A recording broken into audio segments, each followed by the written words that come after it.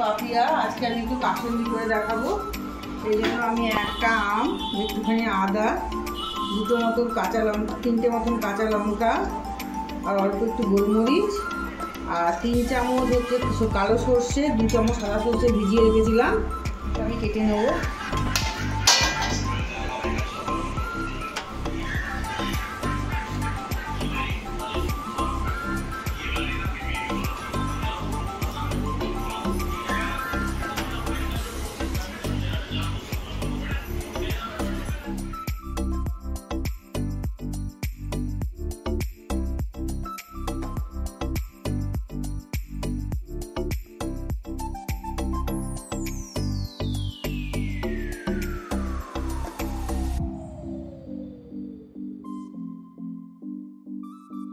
এবার আমি বেটে নেব মিক্সিতে।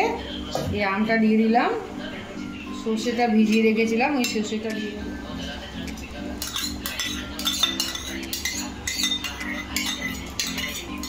তিনটে কাঁচা লঙ্কা, 2 টুকরো আদা, আর 3-4 টুকরো গোলমরিচ।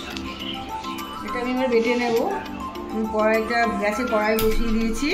আমি খানিকটা জল গরম করে নিই। গ্যাসটা জ্বালিয়ে নিয়ে আমি কড়াই বসিয়ে দিয়েছি। এখানে আমি 1.5 মগ মতন জল দিয়ে দেবো। এই জলটা ফুটিয়ে আমি হাফ করে নেব। জলটা ফুটে আমার অর্ধেক হয়ে গেছে, আর আমি মিক্সিতে এটা বেটে নিয়েছি। আমটা দিয়ে দেবো এর মধ্যে।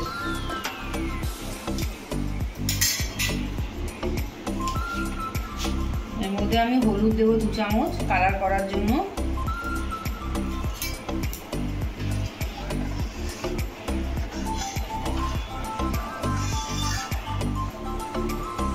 আমি হাফ চামচ মতো নুন দিয়ে দেবো, আর অল্প একটু বিট নুন দেবো।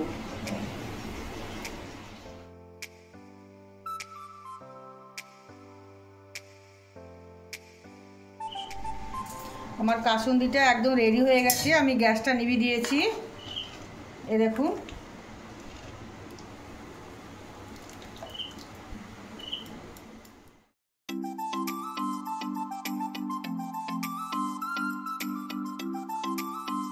এখানে এবার সর্ষের তেল দিয়ে দেবো, এটাকে আরো ঝাঁঝালো করার জন্য।